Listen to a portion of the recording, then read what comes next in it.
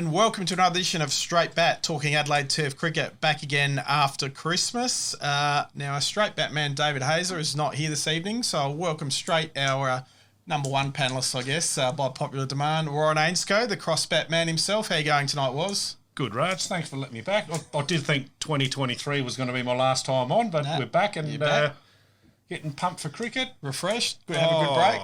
Mate, big day last weekend, cricket. Yep. Sitting there scoring at my lads' game for 70-odd overs on Saturday, and then nice. Sunday we went back and did the same. So Okay. And fired up for the Adelaide Test match, no doubt. got my 2006-7 Australian shirt on here from Andrew Simon, so we dusted that off. We'll put that onto the Test match this week. Brilliant. And I should mention that we are sponsored by the Arkaba Hotel, and also special thanks to our major partner, Kookaburra Sports. But firstly, apologies. Obviously, David's not with us again. What did you do to him this week?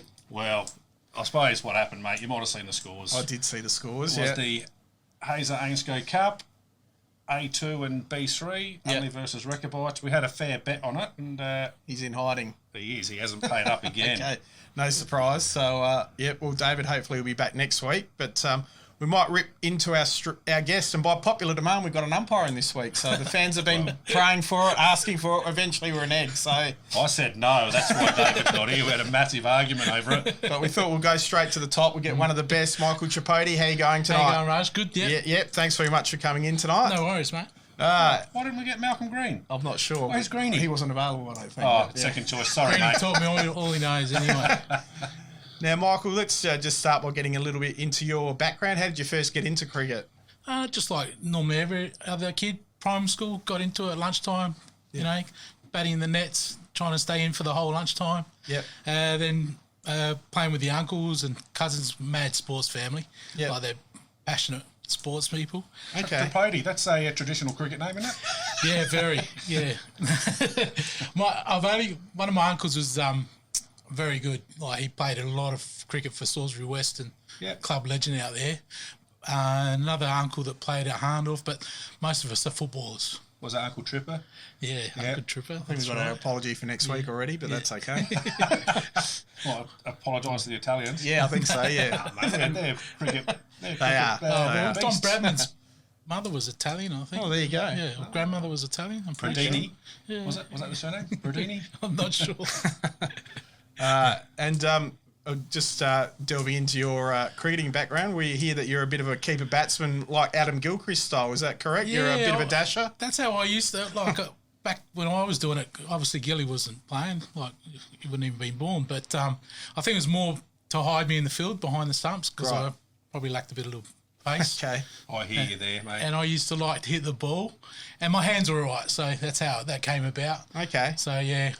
So I did used to like opening the bat. I thought the new ball, I used to like hitting the new ball rather than something that was a bit older. Fantastic. Talking about good hands, bit of a footy star, I hear. That's what my spies tell me. Not much of a star. I was a good, solid, ordinary player. Played 300 games at Salisbury, and played in a few premierships out there, and like kicking a few goals. Pretty much that's what it come down. But yeah, footy was my number one love. So played that during winter and stopped playing cricket when I went to high school because we had a ski boat. We used to go water skiing during the summer, so I couldn't really commit to the cricket side of it. But then took it back up when I turned 40. Yep. So the Magpies, eh? Were they? Yeah, Salisbury Black and White Stripes, that's right, yeah. 140-odd years old club. And I think I was the second player in history to play 300 games there. So they had a fair coach there with a bit of cricket pedigree as well, didn't they? Coaching them for a while when Darren Reeves. Glenelg lead footy coach. And came over. Sure. Didn't he come over with the institute or the cricket academy? Yes, that's right. Yeah. He was a good keeper batsman as well, Reaver, and actually we had Ryan Harris running for us for a couple of seasons when Eddie Hocking was coaching as well. So being at the Salisbury Oval with the Jets. So we used Big to oval. Yeah, and Big footy oval. Yeah, it's a massive footy oval. The square was good oval though. Yeah. Play footy on. And then the transition to umpiring, how did that come about in the end? Yeah, well, like I said, I picked it. Was involved with the Poldy Footy Club, and during the summer got roped out to fill in for the LO2s out there, and I thought, oh, geez, I haven't played for a while, but went out there and really enjoyed it. Yep. Ended up playing 3 or 4 years, 40 odd games. Okay. Made a couple of 40s. But what I did like to do was umpire. Because we umpired our own games. It's better than scoring, isn't it? I find anyway. I found that much. I'd rather do something than sit around and watching. Yeah.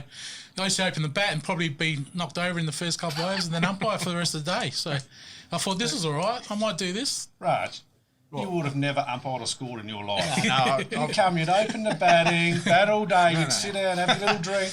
I got banned from scoring. I got banned from scoring. I was too untidy. I did do a little bit of umpiring. So You're not a doctor though, are you? No. Qualified accountant. You should have good handwriting. Can't write. But yeah, no. So that's good. And I guess from 2018 to now, you have been umpiring, so it's obviously gone pretty well. Yeah. Like I said, I think I took it up in 2016 and had a few games there. And I think I started in the B1s with Malcolm Green. Worked your way up. Worked my way up. And I found as the standard got better, it was easier to umpire as well. So I really enjoyed it. And the better the standard, the more enjoyable it was. So it's been doing A1 since 2018, I think it was. So I've been really enjoying it and just love going out. I actually look forward to a Saturday, which is now good. I know why you came on, because you've never umpired me. You didn't say that prick. No. Anybody give me a mouthful one day. I never umpire you was, but I do know you from around the traps. By reputation? Or and I was a nice guy. I was checking to see if I went through the LO games, but I never played against you. I played against James Botton, who was an old school mate of mine at Salisbury High School boy. And played him a couple of times, and it was good. Yep. Now, what about umpire? What do you think makes a good umpire? Firstly and foremost, you've got to love the game. It's a hard job if you don't love the game. Not for the paycheck, mate. Massive money there in Adelaide Turf umpires. Look at it. Retire. I'm not going to lie. It's good money, but you got to love it because it's a tough job. But if you love the game and you want to be out there, it's easy. For me, it's easy, and it's a way of keeping my competitive juices flowing. Yep. You know, I get to be involved without committing. It's a commitment, but it's not a fair. You're not training Tuesday, Thursday. You're not coaching. You're not ringing up blokes.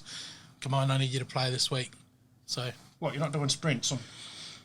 We might do a couple to the bar, try to so you can get a beer first. I thought I would have seen a few Malcolm there doing his burpees and his prosciutto and Goodwood runs around the oval. Nah, that's a good thing about it. Like you keep reasonably fit, but it's a great way of staying involved with the game and giving back to the game that I love. Yep, no, that's great. I know what's keeps some players away from umpiring is the bylaws and having to know all the bylaws. They might be good at decision making and like being out there, but just having to know every single bylaw. How do you find that side of it? That side, to be honest with you, I think you do learn as you go along with it. I mean, I'm not going to say I've sat down and read the whole thing all together, but I'll freshen up if I've got an A1 game, a one-day or a two-day, whatever game, I'll freshen up quickly. Yeah. But, as far as the bylaws, between two of you, you're going to be able to work it out. And most of the captains know the rules anyway. So. They think they know the rules. I know when I'm out there, everyone thinks I know the rules. I just make it up as I go along, and most people believe you. So but there's and look, you'll come across things that you even if you've read the books. Like I remember I did a grand final at Unley where we lost that first day altogether. We tried to play and it got plugged. The first over in. Is that Jeps Cross and Unley when we were doing it? Yeah, I did that. I was on the sideline there cooking a barbecue. And you never paid. You still owe me that. Those vegetarian sausages I was cooking that day because I couldn't get you. I remember we started the game and it's 2 balls in. Yeah, 2 balls in. We had to call it. So it was something new for me, and we ended up restarting the game and ended up being a one day. The next day we got away, and unfortunately, you've been back to Unley since then. You've seen the runner there, the new balcony and whatever else? I have seen that, So I umpire Adelaide Footy League as well, so I'll do a bit of that as well there. What great. Oh, so you're doing Unley Jets last year, did you? I didn't do any Unley Jets, but I have done some C2s and stuff, but normally I'll do the A6 and A7 A grades. Yeah, so I do a lot of the Ingle Farm boys and stuff. So it's good you get a bit of a crossover happening. A few of the Pooraka boys? Yeah, a couple of the Pooraka boys, but I know a couple of the Pooraka boys from footy as well. And I guess over the journey, some of the better umpires you've umpired with, we've got a couple on the board, so feel free to mention them. But who we got on the board? Greg Gade, Peter Smith. I don't know Gady that well. But I did, I went up through the ranks. Malcolm Green, Andrew Tyson, Bob Ball, those sort of guys helped me out a bit on the way through. But the current A1 group are actually really good bunch of blokes. You know, Woody, the president. So they're all good. I look forward to umpiring with all of them. I have umpired with all of them. I only done one game with Woody, which is a little bit disappointing because he's a really good umpire. Graham Wood? Yeah. Like a former Australian opening batsman? Yeah. What about old Typhoon Tyson? Yeah, he was good. Like Andrew rolling up his convertible with his rap music pumping when he rolls up to the game. Yeah, Andrew's a good fella, good sort. No, he was really good. Actually, I did a few games early with Andrew, and he kept it fun and made. He loves it. After the game, he's always up there having a beer or two, and he actually supports all the clubs. Even though we abuse him during the day, he comes up and gets his free beer. He's up there apologising to the players, or not at all. He's a good fella. No, all the boys are, like I said, all the boys in A1 are a really good group. Yeah, and what about some of the better players you've umpired in A1? Obviously, we've had those. I've umpired a couple of Test cricketers, which has been good. Chad and Shami Aranga from Port Districts. Yep, absolutely. He's quite a good cricketer. Yeah, definitely. I've actually umpired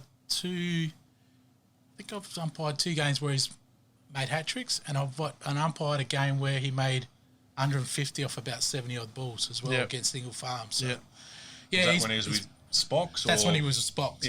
Yeah. All the hat tricks with Spox, but now he's at Port Districts. Lovely fella too, like one of the nicest guys you ever meet.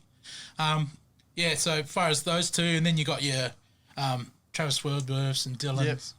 Well, is Travis good, is he? Travis is quite He told us when he was on as well, I'll tell you. And we've got some video of him this week as well. Guy moves like a gazelle. When you guys see his video there with the classic catch he took Saturday. Yeah. Thanks his mum Leslie for sending it in for us as well. And the good, the bad and ugly. You must have had Mark Hansen a few times as well. I had Mark a couple of times. I've missed Mark's purple patch when he was flying. Yeah. What was that every game he played? That's what I thought, yeah. I've seen Mark go well. I've seen, obviously, Jamie who's coming on next. Seen him bat well. It's a surprise to the viewers, mate. You just let it out the bag. So... Is it Jamie or Jack? It could be Jack. I think we got Jack. Yeah, we called him Jack Jarrett this week. I don't know. We just said, I'm not sure which one of them is, but we'll find out. Lockie Sando. These guys will keep you on your toes. Nathan Fox, you enjoy. He's not angry, is he? Never. Warwick Stansborough. Another placid one. man. Yeah. The Wiz. I love umpiring these guys. They're so passionate. I actually think if I was playing at that level, I'd be playing like them. Wear your heart on the sleeve.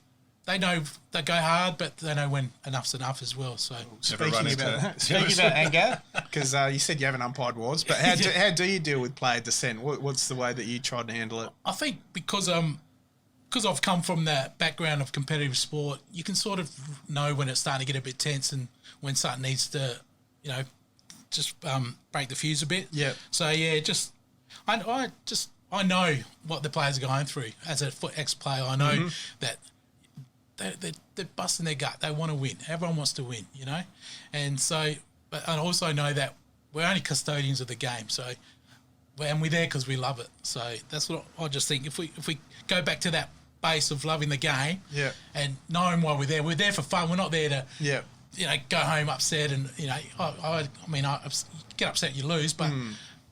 You got next week. That's the beauty of common cricket, sense approach by the sounds of it. Yep. And sort of, I've got a bit of a dry sense of humour, so I'll try and break it up a little bit.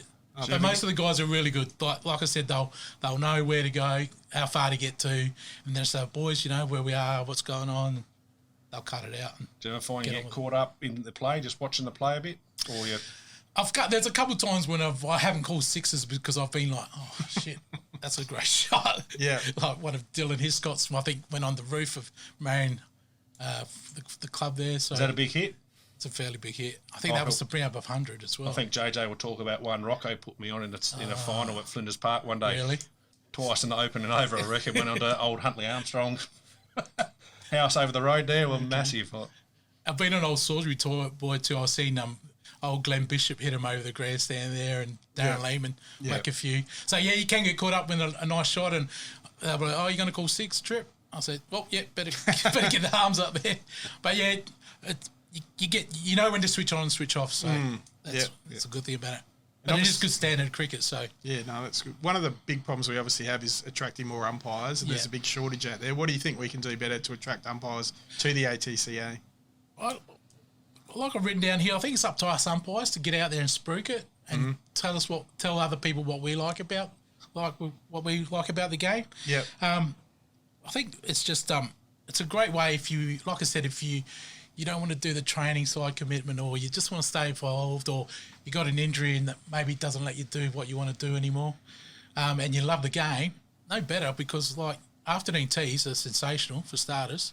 And then, Who's taking those photos of the umpires when they afternoon teas? me and Neil look after that that Facebook page, the umpires Adelaide Test. Yeah, I'm very impressed with it, and I've communicated that with Neil when yesterday at the 17s, Unley and Brighton, Neil came along and he caught me mid getting ready and took a photo of it. So we're trying to just bring the gap closer. So we don't want umpires and players that far apart. We want to try and bring it closer. And we're all part of the game, and we all love the game. And so I think that's the whole thing about it. I think if we can communicate to people that are thinking about it, is that it's actually a good day, it's a good fun day, and you get to stay involved. And if you love the game, there's no better way, and it's good money. Yeah, I'm not going to be funny about it. The money's good. It makes it Excellent. worthwhile. Very good, Michael. We might rip through the mad minute now, so we've got a few quick fires that we're going to fire at you and see what you got for that's us. how we go. Best thing about umpiring? Shall I say afternoon teas? Who's got the best one at the moment?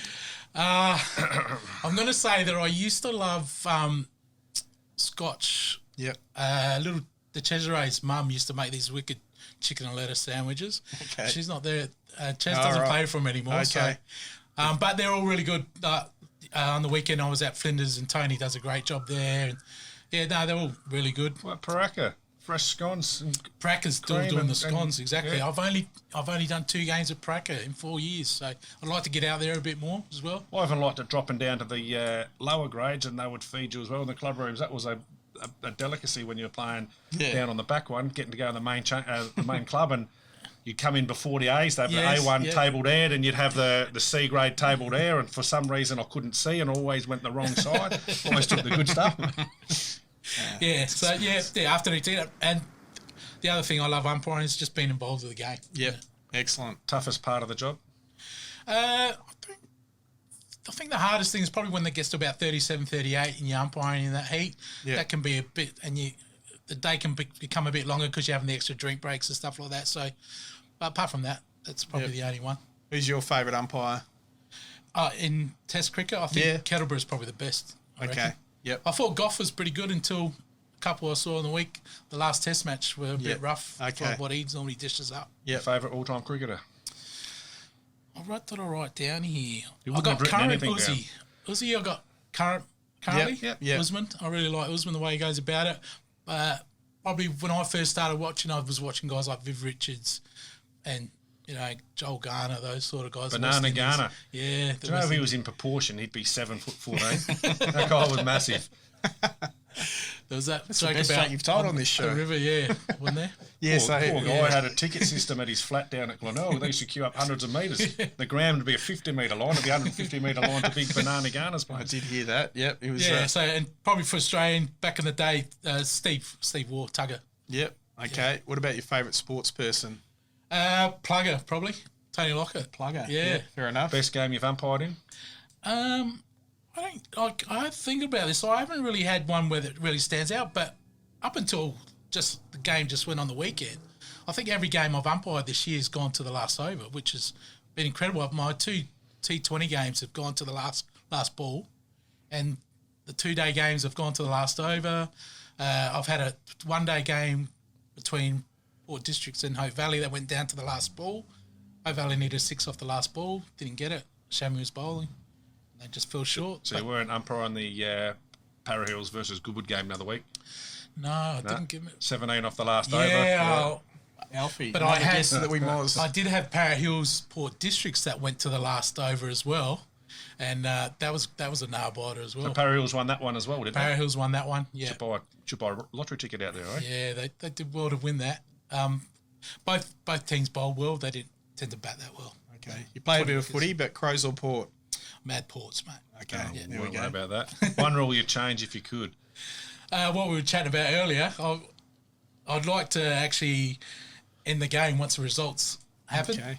But I understand why it's not there. But And as far as a cricket rule, I still don't get why, like if the ball pitches in leg and it's going on to hit stump, Outside leg. they have the exactly same delivery. Yeah. That will have be not out for a left-hander, but out for a right-hander, which I don't really get that side. I know why they do it because they don't want negative bowling, but I think with today's cricket and today's technology, I think if it's hitting, if you know it's hitting middle and you want to give it, you should be able to give it. Yeah. I actually have one on the weekend. Some umpires still do, don't worry. Yeah, I have one on the weekend where it just pitched outside leg and it was taking middle stump, no problems. And they went up and they were pretty heated about it. It's like, well, it's just pitched out my leg. That's the rule, yeah. Do you find there's more experts now with all this coverage of TV, how they're showing this and that, and umpires call and whatever? Everyone thinks they're an expert. Yeah, of course, everyone's an expert watching it on TV.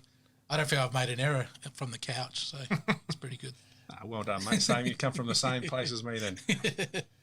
Fantastic, Michael. Great to have you in tonight, and thanks for giving us a bit of an umpire's perspective. It's been great to getting to know you and knowing that umpires are actually human beings. Yes, mate. And we'd like to thank you for coming in. Usually we give a $50 voucher for Sporty's Bar at the Arca Bar. It's only $10. No, we've got a $10. It's a $50 debit, so you've got to pay them to go in. It's a $10 voucher tonight, actually. So thanks for coming in, mate. Thanks, Michael. We're going to have a meal at the Arca Bar at Sporty's with yourself and someone you want to take along. And just quickly, I will plug. We have got our own website now for the umpires website. So it's Adelaide Turf Cricket. So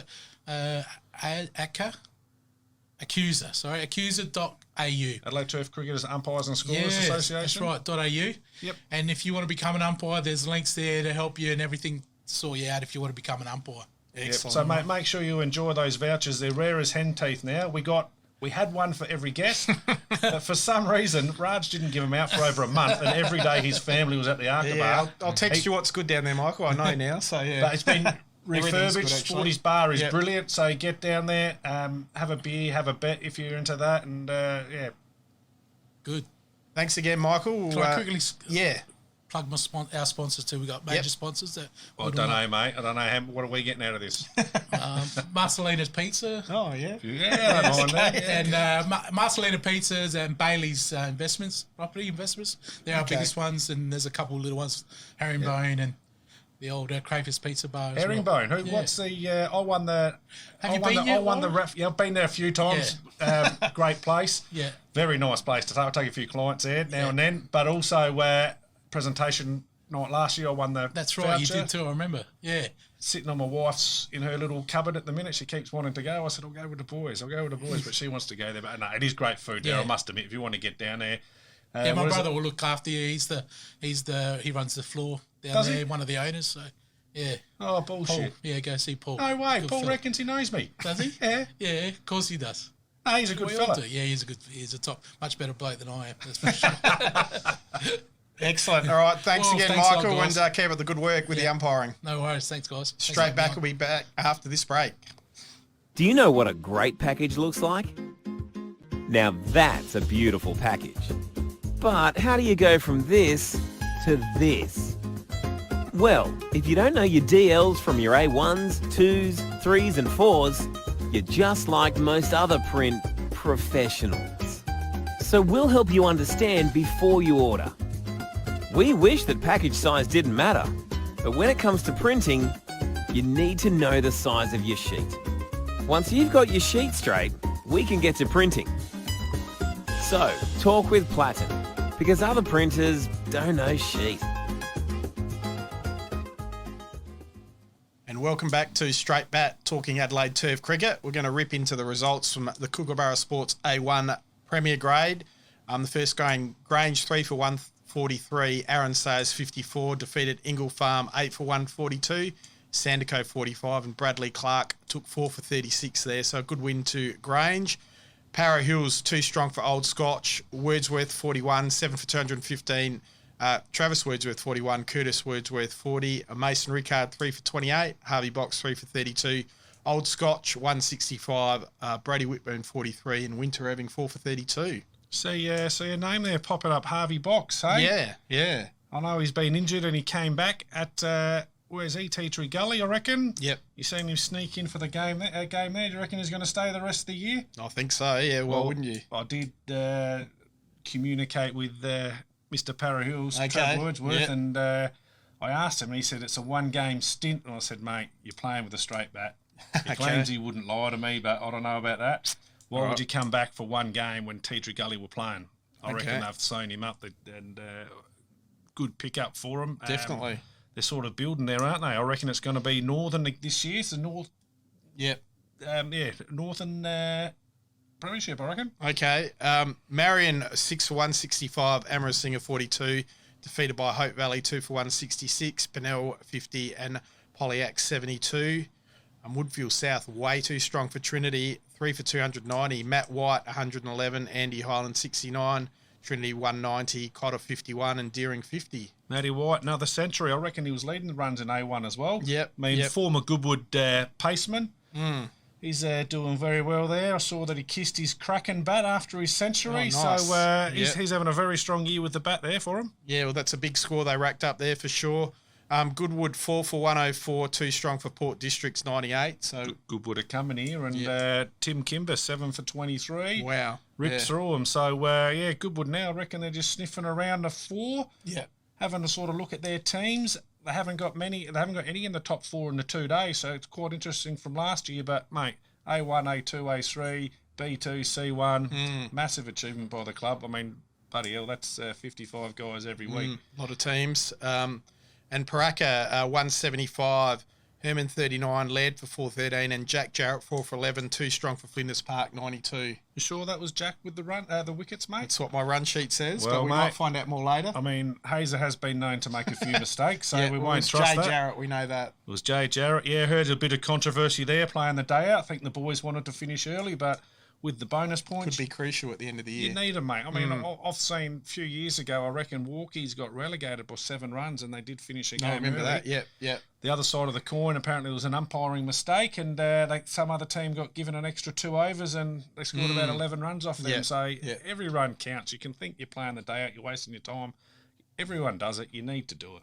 Absolutely. Moving on to the Sports Centre A2 grade round 7 PAOC, 5 for 178, defeated Rocks 163, Vivian 64 and Chapman 52. And I did notice for PAC, Sam Tyler and Tom Brinsley played, so maybe bringing a couple of guns in for their crack at promotion. What do you think? I've seen in the lower grades there, the boys have been playing. Bomber's been a pretty consistent one playing one-day cricket, but Sam's must probably been chaired off 7 times, has he, through his retirement there? More comebacks than Johnny Farnham? Well, mate, what a player he is, though. He's just, when very it counts, he's there, isn't he? Like, absolutely.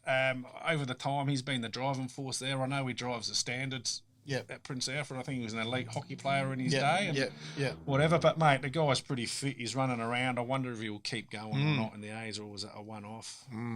Time will tell, but watch out for PAC. One thing I noticed, no Matt Kildare this week in the lower grades. Okay. Do we know anything going on there?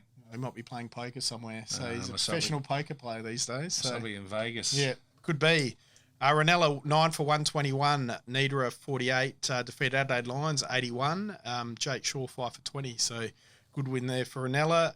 Goodwood 6 for 176, Rowe 48, defeated by Golden Grove 3 for 231, Brad Anderson 110. So that was a big score from him. Mate, he's been going for a while, hasn't he? He's still young. I saw a post there, 17th century in Adelaide Turf senior cricket. Put him up there, doesn't it, in terms 9th of centuries? all time. Apparently he's equal 9th with someone. Now, our next guest will chat with him about that and see where he sits in the all-time as well. Yep, excellent. Brighton, another good win, 203, Kilo 43, defeated Jeps Cross 87, Blundell 4 for 48. Unley, your boys, 5 for 178, Rice 53, Hera 30, defeated Rechabites 91. So the cup goes to the Ainscough household. David, where's David gone? I thought he was here. No, he doesn't want to front up. Doesn't want to front up tonight. So we did see last week, Rosenthal was named in the Bees last week. He was going to be a slash player there. He was unavailable. Rain saved him. Yep. He come back in the lineup this week. I mean, he's a bloody dangerous player, and only were lucky they got him pretty early, and looks like the Unley boys batted quite well. Credit to him. Ethan Rice, 53, opened the batting, opened the bowling, took 3 for as well. whilst also bowling to the West Indies during the week. Like, excellent. You do see a few of the Adelaide Turf boys and whatever else. I know he's back this week doing it again. Good on him. He's having a pretty good summer out here. So fantastic. And Spock 96, which proved too much for Walker, was 75, who I believe collapsed from 3 for 56. Pirelli made 40 out of the 75, and Harrington 4 for 16. So, I think we mozzed another guest there in Scott Blackmore, who we had in before Christmas. So there we go. But interesting, mate. Very interesting. And the women's first grade round 11, Ranella 3 for 69. Joe Cook 28 not out. One of our guests that we've had on the straight bat. They had a win over West Torrens 3 for 68. Paynham 8 for 41, defeated by Brighton 1 for 41. Woods 23, Dietrich 2 for 3. And Adelaide 7 for 127, not enough against Para Hills 2 for 130.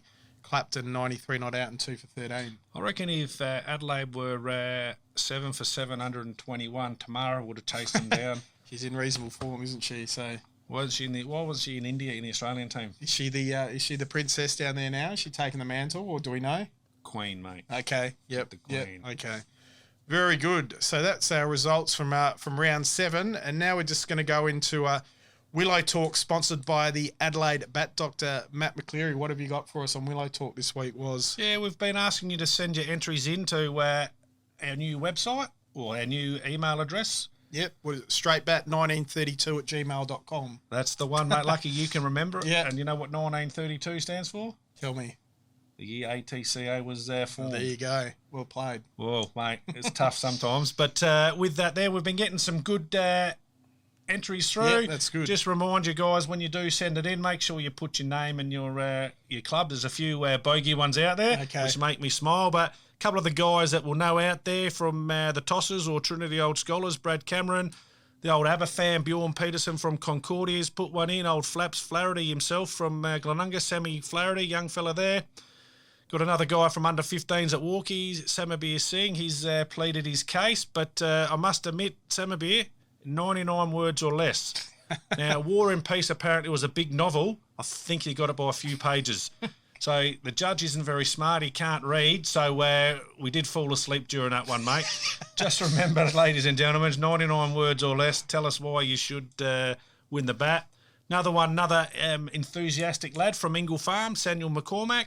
Just started up cricket. Excellent. He'd love a bat. Doesn't hit him too often, so this could be the change. And also another young lad from Prince Alfred, Trav.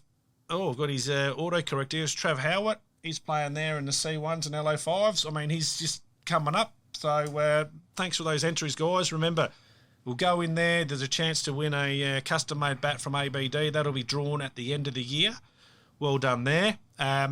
And our next segment that we've got there is 6 and Out, the good, the bad and the ugly. That's where we want your clips to come in. It could be off Frog Box or sitting on the sidelines. Again, we've been getting some good ones in there.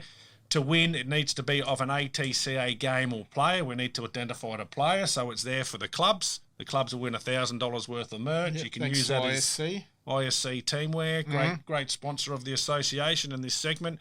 So there you can spend your money, warm-up gear, match day gear, T20 gear, off-field gear, whatever it is, to $1,000. So you might want to kit out your A-grade warm-up and vests or something like that.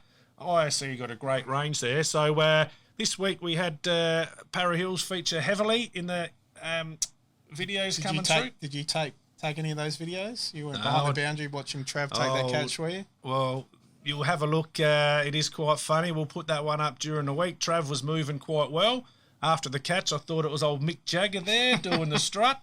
So the big fella made an easy catch look hard, but he did take the wicket for his mate, Mason Rickard. Yeah, would have been some celebrations that night. Well, as Trav told me, Mason's never taken a wicket without Trav's help. He's either setting him up or taking the catches. So that was a good one. Another one there, Dylan Hiscock took a great catch out the boundary as well. Yep.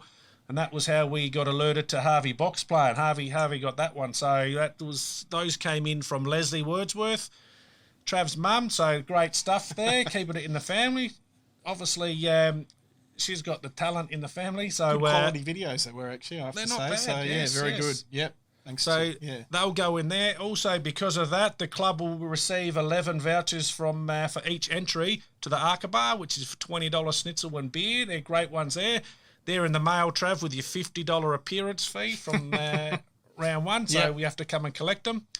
Who knows? We might see Trav at the test match as well, but out the back in the members, and if he's on fire, we might do a bit of wandering was. Oh, that could be dangerous. Or street talk, as we like to see Sounds it. So good. We'll see how we go Wednesday, see if my wife pulls me back or not, or if I'm out off of the leash on Wednesday. No, test match is your time, I think.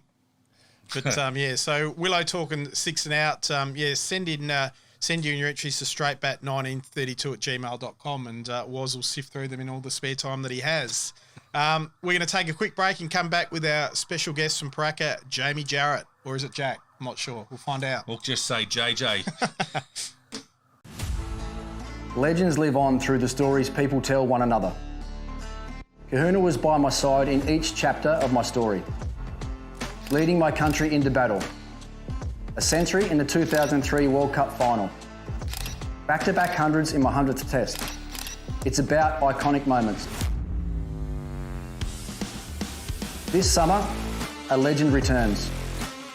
Ricky Ponting, from one legend of the game to another. Legends are made with the Kahuna blade.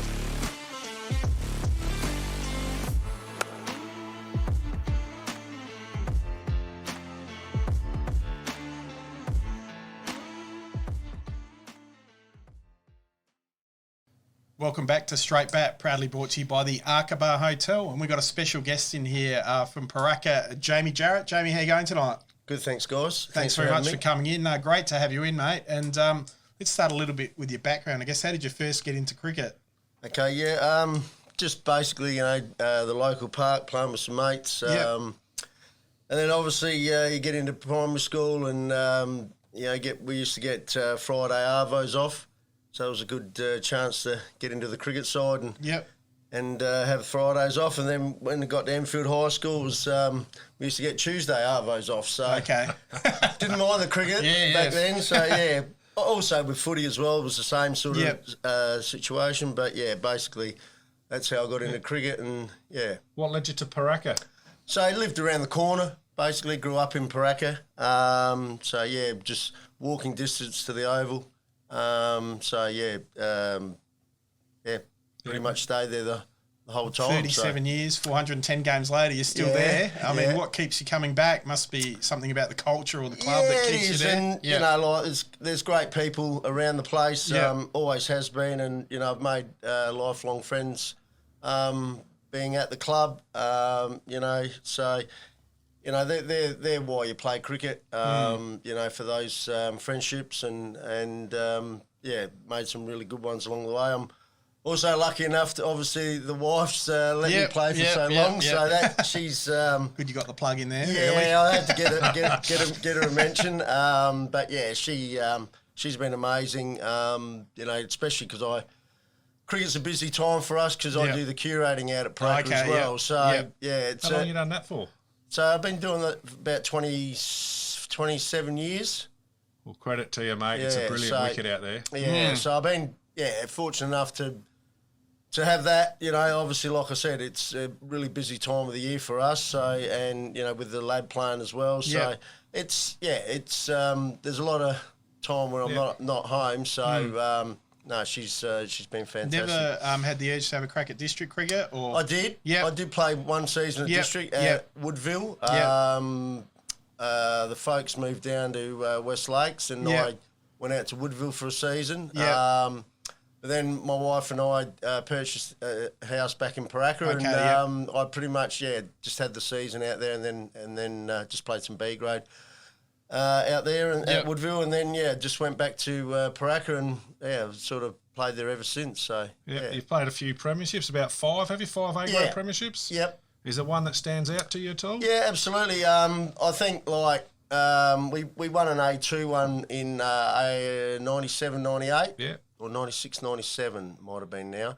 But first the A1, which I captained in 2004-05, was against Grange, who were a very good side at the time, with Damien Seacamp leading them and, Stewie Whitehouse and Phil Benwell. He was a competitor, Stewie, wasn't he? Yeah, he was a very good player. Yeah, really good bowler and a hard-hitting batter as well. So, he was a very good player.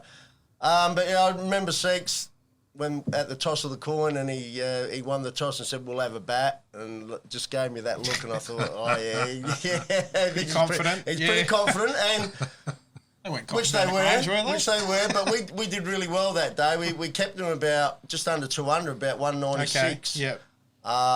And then we just because we'd lost Ashley Bishop, Anthony Hydrick, all these guns that we had. Damien Reeves was the only one that hung around for that year. Yep. He was a mellow character, wasn't he? Yeah. No, Reeve, a fantastic fella. Like white line fever on the field, but he was a ripping fella off the field. And obviously you play against him at walkies and you go, wow. But then when he comes and plays for your club, he's a tremendous fella. And we sort of tinkered with the order a bit because he was opening and wasn't getting a run. So we switched him to 4, and he hit 140 against Woody Reck in the semi. And then he hit 78 in the GF against Grange, and we got the job done. So that was probably the highlight out of those grand finals. Not bad for a guy that was a first-class bowler, is it? Yeah, no, he was destructive batsman. When he was on, I've never seen a batsman like him. I mean, I've seen some good ones at Pooraka, but he'd rate really highly up there. I reckon there was a story going around. I reckon he was at Walkies when he made 196 and someone didn't get an umpire's vote. Okay, yeah. Might have had something to do Also, with his behaviour. There was one, the A2 flag was where we might have played Unley out at Flinders Park. Nah, I don't think so. Don't recall that one? I'll recall most of the day. I'll just wipe my first 3 overs. I think we're playing at Flinders Park. I reckon my first ball, Rocco put me into Findon. Yep. The second ball, he put me into Hindmarsh. Yep. Yeah, no, I think the last one ended up in the middle of Adelaide Oval.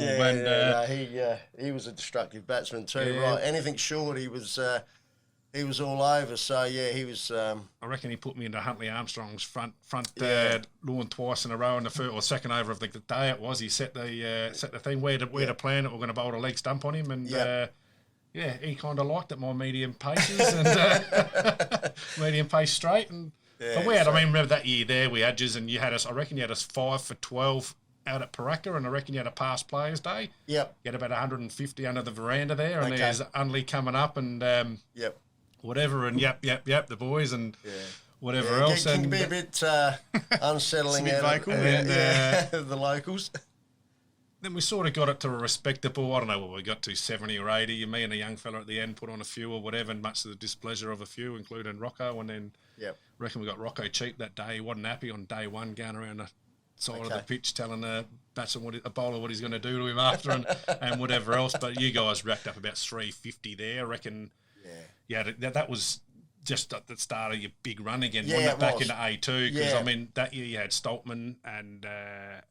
Was it Jai Bailey opening the batting? Then the next year they both went back to A-grade district. But then you brought in Hanson and someone else, and it was... Yeah, Chris Munson come. Yeah, I mean, Matty Travis was up and about. Matty Travis, Matty Rogers. Yeah, Matty was our captain for the... Well, he captained the A2 flag and then the three-peat as well against... so we played... Who we played? We played Princes, I think, in the first one. Then Grange, and then Walkerville. So Paul Cree, another good character. No, good cricketer as good teammate, terrible opponent. Yeah, but those guys, like I said, they play it hard, but they play it fair. Yeah. So good players. Yeah. And you mentioned your captain probably around 100 games. How did you find dealing with some of the big personalities you mentioned there? Yeah, well, it wasn't easy, obviously. Actually, captained Shane George at one stage back in the day, years ago. That was an experience. He was. Did you get him to the games all the time, or was that half the battle? No, we had him. We got him for a season. Ashley Bishop had a contact with him, so he come out for a season with us, and he was wow. Like facing him in the nets was you could hear the ball next fizzing. level. Yeah. And the decks back then weren't like we had it like sort of half wickets as well, like the turf wickets. So they were a bit. If you hit halfway, it was flying through. So, but he was obviously, another guy that played it pretty hard. Reaver, Rock Illuminato, Rocky Calabria. That's another one. That's another favourite, isn't it? Yeah. I mean, he's still going. What's he now, 75? Yeah. He's still going, Rocky. How many runs has he made? He's getting close. He's getting close to 12,000. I think he's he played he's still playing in our B grade, and I think he's high 11,000. So he's played 460 games or something. Bloody as well. hell. So he's. So that's 2-day games. Yeah, all 2 day. Well, pretty much all 2 day. I think, other than the scheduled one days through the seasons, but predominantly all 2 day cricket. So he's racking them up. Talking about the 11,000 runs, you've ticked over to 12,000, mate. Congratulations! I think there's 2 of you there in that bracket this year. Yeah, you and Potsy. I mean, I played a few years ago LO1s a year, and we played Potsy. He got his 10,000th run that year, and then Tony Gagliardi from Glenunga got his 10,000th run, both against us that year. Buddy, 2 guys there, longevity of them, and played unbelievable. A fair bit against Potsy from Goodwood back in the day. Another guy that could bowl quite rapidly as well, wasn't he, back then? Turned himself into a hard hitting and and he used to open the bat and sometimes bat middle order, but he'd congratulations to him as well on his achievement. Yeah. So you got a favourite innings that stands out to you at all? Yeah, probably, and I thought David was going to be here, but it's probably the ton I made against Woody Rec. It was a game to avoid relegation for us back in the day. Woody Rec were trying to make the 4, we had a good day.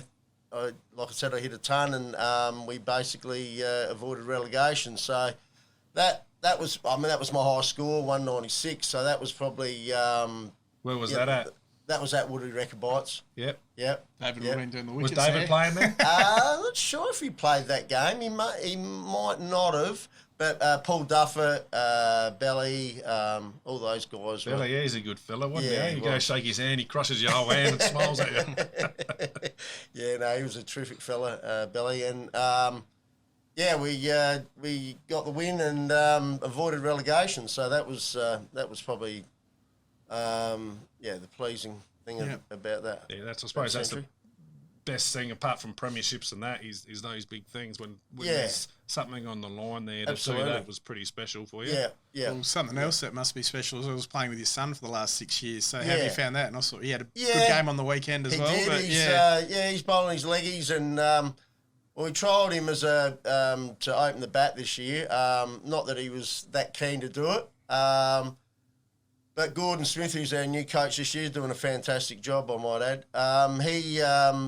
He's seen something in Jack and thought that he would trial him as an opener. And he's made a few scores in the opening spot, but then wasn't real keen on it. And I basically said to him, mate, you got to try to embrace it. Otherwise, otherwise you might as well, not Makes do it harder, doesn't it? Yeah, well, I think so. And he sees himself as more of a leg spin bowler, batting middle to lower order, 7 sort of spots. So, but I said to him, you're not going to probably hit hundreds from 7. You get more opportunity at the top of the order.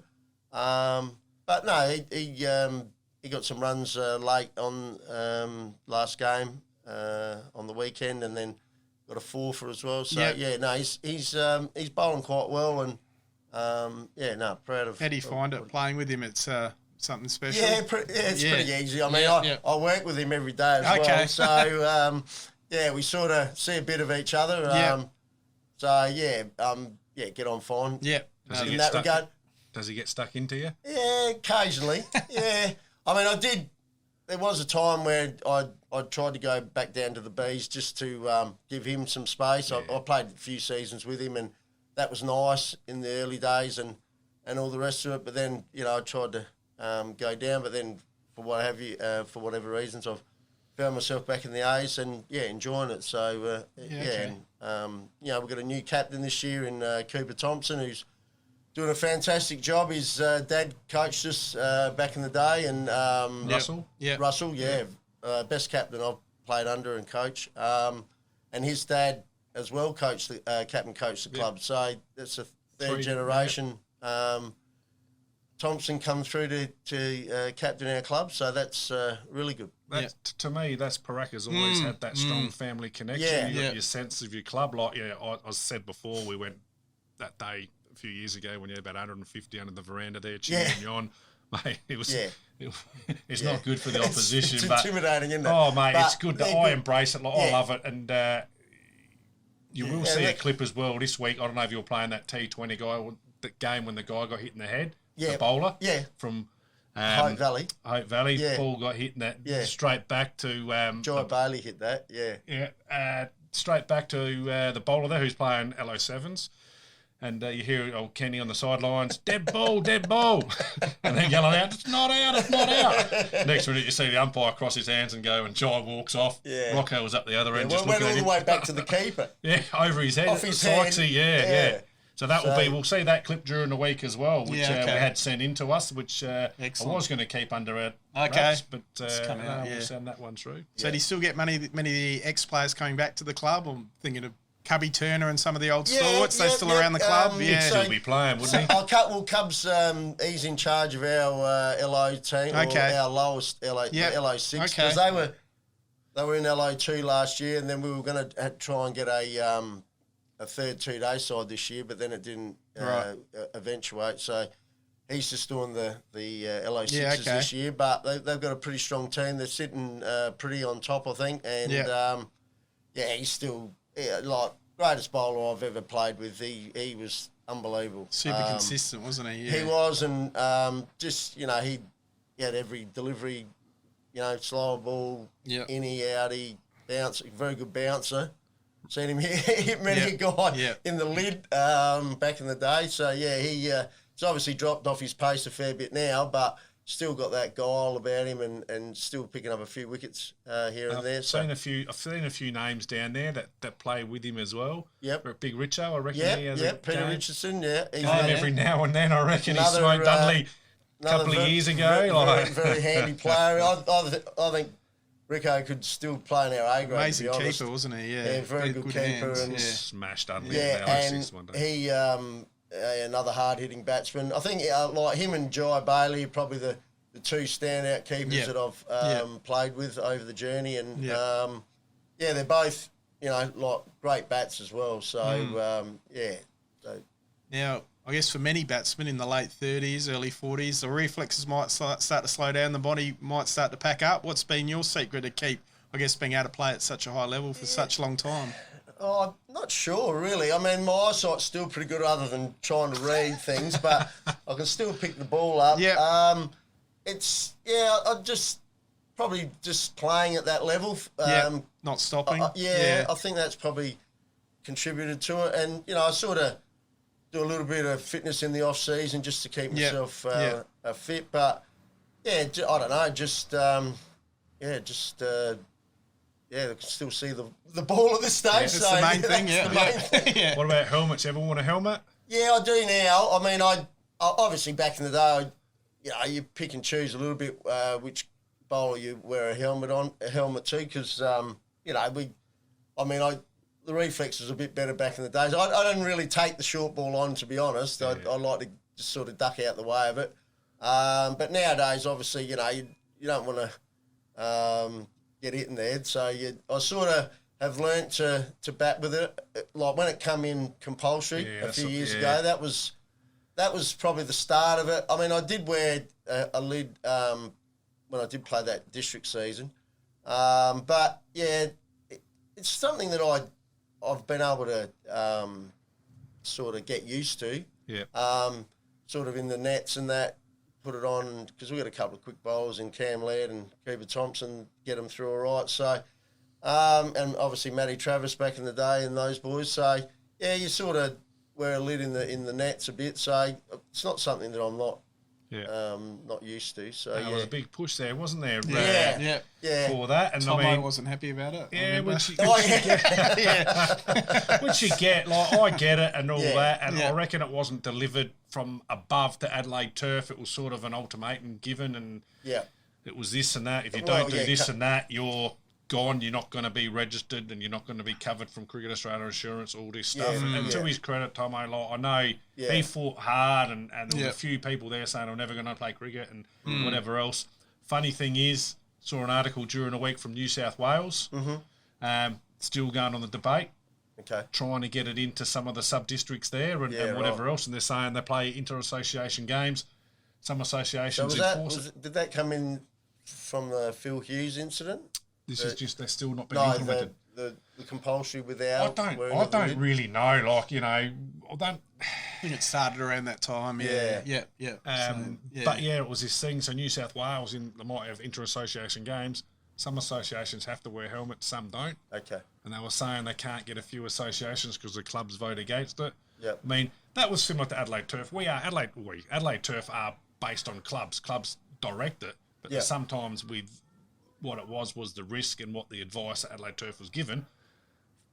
Cricket Australia's advice, which handed down to SACA, which came down to us, was one thing. And then obviously during that and trying to deal with a multinational insurance firm or whatever, well, and that's where it was. It's more with the public liability. I know Tomo got a bit frustrated in that, and I know him and Gady had a few long conversations and whatever else. But basically, you know, we had to go with, or Adelaide Turf had to go with what they were told, and fantastic from him. And also he had some support from within SACA as well, board member there. Yep. James Orchard, I reckon, really helped out and gave him some connections there. And I mean, I think there's a few guys there, Para Hills, Craig Callis, left the association or whatever because he wouldn't wear a helmet and whatever else. But, you know, I think common sense is kicked in. Kids are used to wearing them, so they're growing up. Yeah, so it's only us silly old fools. Yeah, and that's the issue, isn't it? Like, I mean, us guys that didn't have to wear them, whereas kids from an early age were made to wear them. And then, so then they're used to it. So I remember a day I played at Payneham, and probably one of the first times I'd worn a lid for a while, and that Snyder from... Shane Snyder, playing first-class kicker in England. And international for Netherlands, I reckon. Yeah, he was very slippery. And Payneham wicket was a bit up and down this day. And, luckily I wore the lid because he hit me in the head. Went to duck a bouncer and it didn't get up and crashed into the side of the lid. So you would have seen the change there, wouldn't you, from Duke's Highway to...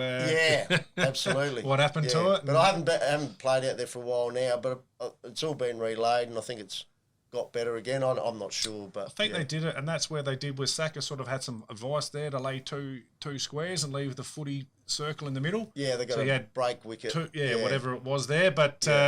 I'm not sure. I haven't got too much feedback there. I know that they get a fair bit of traffic with football on there. I reckon there's some drainage issues on the oval and whatever else. I'm not sure the wicket's still where it was. I think they've got a few growing issues there. So might need that magic herb and spice that you put on the wicket down at Pooraka, mate. There's not too much science into it for me. I just whack a bit of fertiliser on it and give it a roll and cut, mate. It's not, Mate, they look beautiful, mate, I'll tell you. Cheers, thank you. So you mentioned a few, but what about some of the better players you played at with at Pooraka, and also some of the tougher opponents you met over the journey? Yeah, so obviously early days I played with Paul Curtin and Shane Wisdom. He played a bit of cricket at Flinders Uni after he left Pooraka. Obviously Russell Thompson, who I mentioned, I think he's probably the best captain I've played under. And then obviously Ashley Bishop, really elegant bat. Craig Pocock, done a great job with us with the coaching and got those 4 premierships. Reaver, Anthony Heydrich, he was just a class bat. Won a couple of Bradman medals, I think. So we were fortunate enough to get those sort of that calibre of player at our club. Who else was there? Obviously Cubby, Craig Turner. Legend, our best bowler we've produced at our club, I think. Mark Hansen, for what he's done, he's just been phenomenal. Never known a guy to just concentration is just unbelievable. Like from ball one to when he gets out, or if he gets out, he's just he doesn't treat any ball differently. He basically plays every ball on its merit, and that's where I think he's just took his game to another level. I reckon he played against Unley one day as a slash player in the B grade. Yep. Boys saw his name in there, so we won the toss and said, we'll have a bat. Yep. And Hanson come on to bowl. Yeah. The boys didn't know he could bowl. And he bowls rapid too. Yeah, he cleaned him up, and then he was like, whatever that night, not out, and obviously Yeah. wasn't playing the second week, but Yeah. the boys just come and said, oh my God, and then he bowls. you just see as well what he did Absolutely. over there. Underrated with the ball a bit because everyone talks about his batting all the Yeah, time. Like, yeah, and when he first came to us, he was bowling decent wheels, like really sharp, and he was like when you got a batsman that bats four, and you got a bowler that can come first, second change, and be as quick as Matty Travis and the like. So yeah, he was pretty handy. Obviously, who else have I got to mention there? So Jai Bailey, obviously, I said mentioned him before. Christian Munson was a fantastic bowler for us. Played a lot of district cricket for Northerns. Peter Richardson, who I mentioned, and then I've got Matty Travis, who was a quick bowler back in the day. Obviously Rock Illuminato, hard hitting opener for us. I played in the A3 grand final that we tied with Kilburn. Okay, with Matty Travis and Rocco. Yep. Or did they play the next year? We played them again the next year in the first game of the year we tied. And I think that's when they came in the year after we tied the thing. And then Rocco was still trying to sort of bowl them before his back gave up. He used to bowl some wheels too, Rob. He was a quick bowler. But yeah, obviously he had back troubles later on. And the other one was obviously Matty Rogers, who captained us for four premierships. So all those guys were very good cricketers, and guys that you look up to and respect. So and opponents, some of the better opponents. ones. Yeah, so I'd sort of got a few down here. Obviously, back in the day, guys like Warren Mitchell. Was another competitor. Pretty handy bowler back in the day for Adelaide High. Yeah. Still playing LA ones with Rockets, I reckon. Is he? Okay, he just times his season to perfection for finals. He just gets himself fit enough for the second half of the year to be so what was probably, similar to Adelaide High, like Cubby was for us at Pooraka. He was their mainstay with the ball, and very good bowler. Stewie Whitehouse, Sammy Tyler. Still playing, Sammy's bowler and handy left-hand bat. Very, very good player. Great in the field as well. Yeah, absolutely. Yeah, real competitor. Thrown in there, Grant Carey, leggy from Parrot Hills. Obviously, he's I don't know how many wickets he's taken, but he'd be up there as far as the wickets go. And he's I think he had a broken arm last year, but he's back playing again. So that's good to see. He's had a fair career at Para Hills, hasn't he? He has. Remember that year they wouldn't pick him in the A's or whatever, he played B's, and of course we played him and cleaned you up. Oh mate, watch his wrong, and everyone in the B grade just banging at the pad. He didn't bother appealing half the time. Yeah, exactly. They're just smiling as I know I can get him out next ball. yeah. And the other one I had there was and Jack Dent obviously was a quick bowler for Prince Alfred as well. He was a fierce competitor. Yeah, so still going in A2s. Many people rate him as the toughest. I reckon Richard Gabb, we had him in 1 week. He said he was the toughest bowler he faced. Yeah. I mean, those guys like they're opening bats as well, so they get to face him probably with the newie a bit more. So at least when I'm coming in at 5 or 6, it's the shine's off it a little bit. Yeah, they're a bit tired as well. To pump out 10, hopefully, that's or 12 it, mate. overs. Exactly. Yeah, for sure. So that's why you got sun opening now. Even he's gone down to 7. Opening good. gig, it's not for everyone. No, it's that's a different world, isn't it? Yeah. Bloody tough. Yeah, it is tough. Absolutely. All right, Jamie, we might rip you through the mad minutes. So we've got a few quick fires for you that we're going to rip into. What about the best thing about Pooraka? Yeah, I just think the people around the place, the club, it's just a great vibe. Just the people make the place, I think, and a lot of old people that still come and watch us and support us. So that's the main one. Greatest cricketing achievement? So that's probably, like I said, the when I won the A1 flag and I was captain of that, the club's first A1 flag. So that was probably the biggest achievement. Yeah, for sure. Your favourite cricketer? Probably Ricky Ponting. I love punter. He like just at that pull shot. Like I can't play it, but just the way he used to play that pull shot, he just unbelievable, unbelievable. So you can't play a pull shot. So you're telling me you'd have 24,000 runs if you could, eh? If I get in, I could probably get one or two away. But yeah, tend to get in underneath them. Yeah. Favourite sports person? Probably. Well, I was a Port supporter growing up, so probably Russell Ebert. Don't mind my American sports as well. So like Michael Jordan back in the day, basketball, and I like Floyd Mayweather.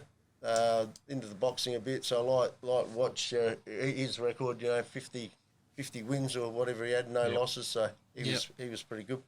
Best bowler you've faced? Yeah, I tossed up with this one, but I couldn't split them. Probably Stewie Whitehouse and Warren Mitchell. Those two back in the mid-90s when we were playing against those two clubs, Grange and fierce rivalry against them and Adelaide High. Yeah, so those two stand out. Best player you played with? Yeah, again, I couldn't split him. Obviously, Mark Hanson for what he's done in the last, 5 or 6, 7 years, 8 years. I think he got 100 games. Sorry, so he played 10 seasons for us, and obviously Cub, Craig Turner. Those two guys, what they've done for our club has been, enormous. So they're probably the two that stand out. Crows or Port? Port. Okay. Yeah. Drink of choice. I'm a beer man, so I like, I'm on Great Northern at the moment, so they seem to be sliding down all right. So. Do you have it on tap at the club or? No, we don't. But we, obviously a lot of pubs have nowadays. But no, I just got the super dries at Pooraka, but yeah, they're not a bad drop either. But yeah. Okay. And on that track, best patron of the bar at Pooraka, I imagine there's a few candidates. But well, it's probably me nowadays, to be honest. Okay. But yeah, back in the day, obviously we had a few guys that liked to hit it pretty hard after a game and hang around and have a few beers after the game was always enjoyable. Okay. So obviously Cub and Tomo and those boys used to. Have a few beers, for Fast sure. Bowlers Union, hey? Yeah, exactly. Ashley Bishop was he was one that didn't want a drink either. So you wouldn't want to get in a round with Bish. Yeah, mate, unbelievable. But yeah, he was a good drinker. Excellent. Yeah. Well, been great having a chat, Jamie. But we might now put you in the hot seat. We're going to run through our tips. So. Now, the update, I believe David's in front was from myself and you. So we're going to give him the yellow hat. He's not here. So there's the yellow hat. Yeah, David, go and get it, mate. You're not leading. He is not leading. You reckon he's doctoring the votes? No way. I was 2 behind last week. I got 1 more than him, and now I'm 3 behind. We're getting ordered in. If you ordered us, you done it only. He's putting him in on Sunday, Rick. Oh, mate, it's unbelievable. Okay, we'll get him in to wear it next week, maybe. But we'll got to try and corner the guy. Teflon, nothing sticks to him. Where is he? Yeah. Okay. But obviously the first game we got is you guys have got Para Hill, so that's going to be a good game, Jamie. It's going to be a tough game. Obviously that'll be for top spot. Yeah.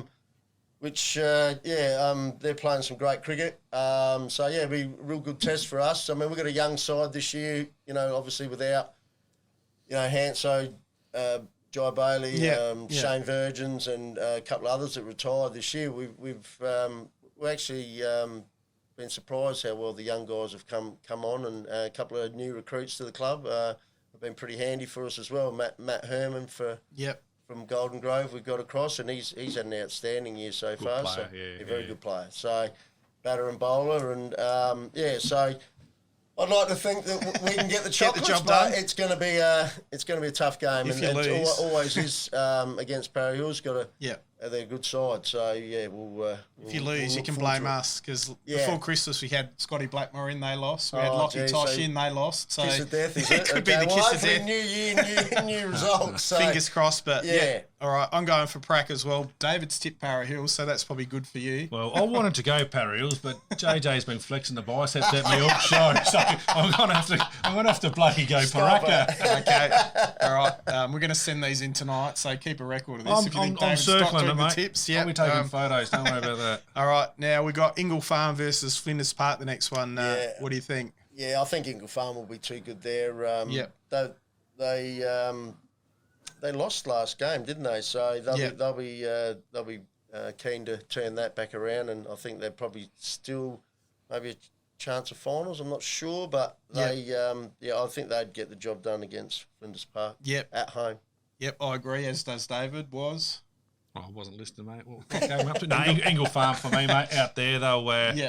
Yeah, Flinders Park are developing. They're young. Yeah, sorry, Lockie, but yeah, we'll go with the Farmers. Yep. And then we got Goodwood versus Marion. Yeah, I think Goodwood are the benchmark. To be honest, I think they're we played them last year, and they were they won it last year as well. They were too good for us out there.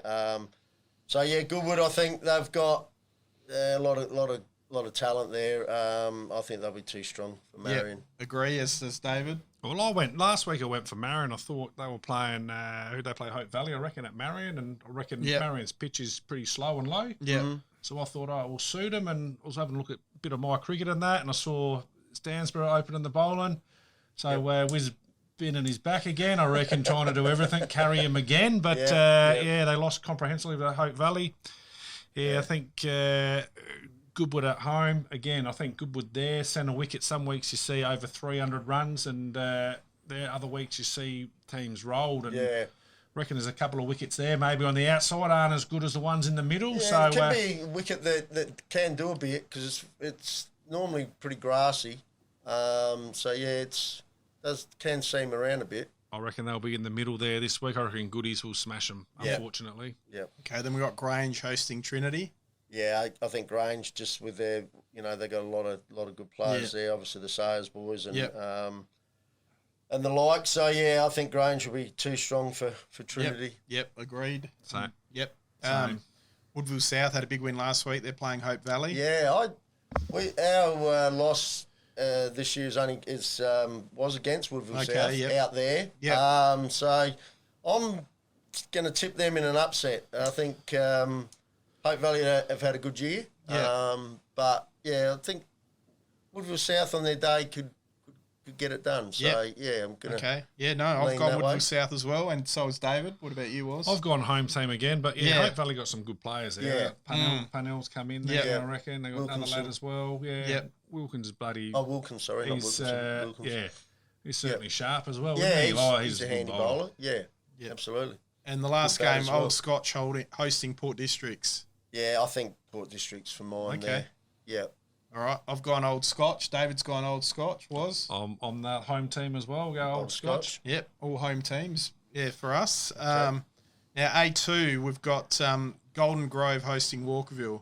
What do you think? Well, I just had a look at the ladder. Before. Some quick research. That's all right, mate. So I'm going to go Walkerville there.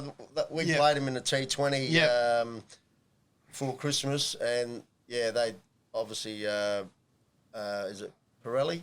Yeah. Matt Pirelli spent a few years at uni, I reckon. Very good bat. I think Walkerville. Yeah, they had a bad loss last week, so I think Walkerville to bounce back as well. Well, Golden Grove turned the tide last week. They've been struggling a little bit, maybe it was our feedback here. It drove them to the big win, but they've still got some handy players there, Golden Grove. So they wouldn't want to take them lightly.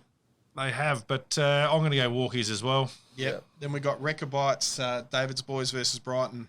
Yeah, no, I'm leaning towards Brighton there. I agree, Brighton. David's tipped Brighton as well, so... What is that bloody hell. He's gone against his team, wow. Yeah, I reckon Rechabites are a couple of players short, so Brighton are strong. They got the good English guys, a couple of good imports there, so we'll go Brighton away.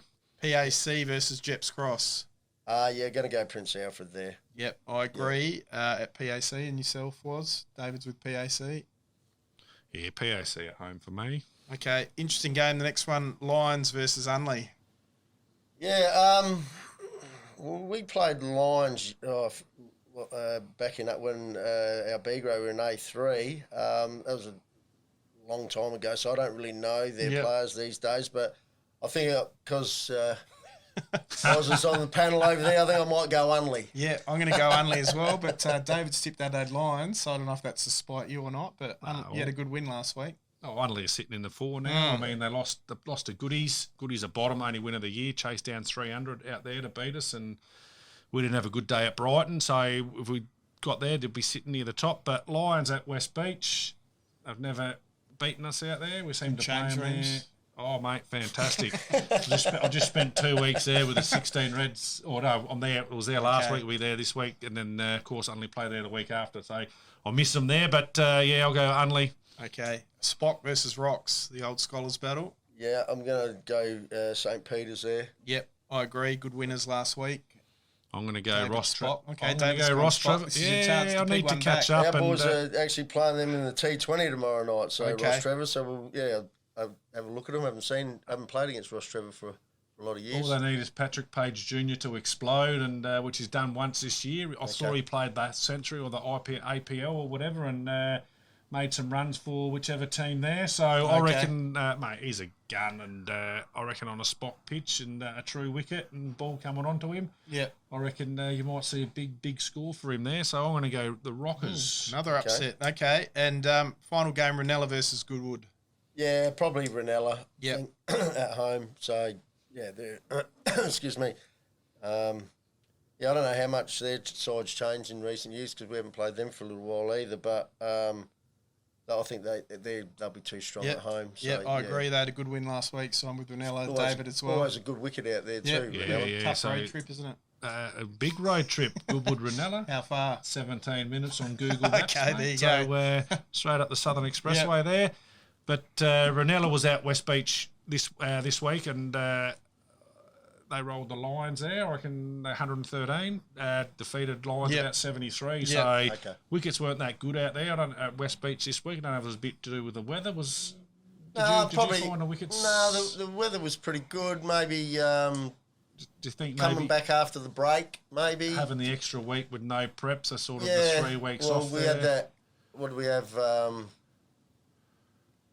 We had the washout, so the first week. So yeah, I would have thought the wickets would have had enough juice in them, but so yeah, I mean, it looked like ball dominated bat. It wasn't too many big scores this week. But 40 over game, I reckon someone explodes. Yeah, I mean, 200 is a really good score in a 40 over game, but I think 180's a reasonable score, 170, so you can get the job done with those sort of scores. But yeah, I'm not sure whether what the wickets are like out at West Beach. I've never played there, to be honest. So. It's windy, mate. Is it? Yeah, I can imagine. There's not many trees and there's not much shelter out there, is there? So. Nah, it's not noisy, mate. But I'll go Ranella as well. So okay. Fantastic. Well, that's our tips, and that just about takes us out. But Waz, have you got a joke for us to finish off? Waz's wit backed by popular demand. So we'll see what you think of his joke, Jamie. Okay. Mate, they're crackers. I've been trying to get rid of this segment since it started. Yep. I'm not a poet. So anyway, why didn't the cricket team believe in their captain? Not sure. Because he had a silly point. Getting some good dad jokes in. There's a laugh. You've got to chuckle. Terrible. He's saying, shut the F up, Wazza. I've had enough of your dribble, son. Well, we actually had one sent in as well. Straightback1932@gmail.com. Who from? Lockie from Unley. So I don't know if you know him, but he just actually he wanted to send this one to you. He said he broke up with his missus, unfortunately, during the week. So and then he threw 6 cricket balls at her, and she said, "What was that?" And then he goes, "It's over." Mate, that's the one I was going to use tonight, but it was poor. So it was sent in to us by one of your compatriots at Unley. So thanks to Lockie from Unley. No one likes Lachlan in cricket, do they? He's the one that misses out every week. Oh, okay, but straightback1932@gmail.com. Send in whatever feedback you've got for us, and we'll have a look at it. Thanks, JJ, for coming in, mate. It's been a pleasure. We've got you. We should really give you a $100 voucher, mate. That's right. $50 voucher there for the Arca Bar there, newly renovated Sporties Bar. Some good things there, some great feed down there. Yep. Get down there and have a meal, and you'll enjoy that. Yep, and I'd just like to plug our sponsor, Parra Hills Community Club. Been a great sponsor of ours for a number of years now. So get down there and have a beer at the community club. Sounds good. Did you ever see Greg Gade down there? Yeah, occasionally. He struts around with his polo with Parra Hills Community Club. Gets in there and has a bet and a beer occasionally. Yeah, so seen him. Where's that one? At the paddocks? Yeah, at the paddocks. Yeah, so if we get a washout, we generally go there and have a beer, and a feed. Yeah, so. Excellent. Well, thanks very much for coming in, Jamie. Thanks, Great to guys. have a chat to you. Thanks to Michael Tripodi, our other guests, and Thanks to all the viewers out there. Straight Bet will be back in a couple of weeks. So thanks to the Arkabar and all our great sponsors. We'll be back in a couple of weeks. We'll see you then. Let's hope I'm back, mate. Test match this week. Okay. Don't know if I'll get through it or not. Look forward to reporting in a couple of weeks. Or you might see a bit of wandering was there, might get a bit of vision. Who knows? We'll look forward to it. All right, we'll see you in 2 weeks. Thanks, guys.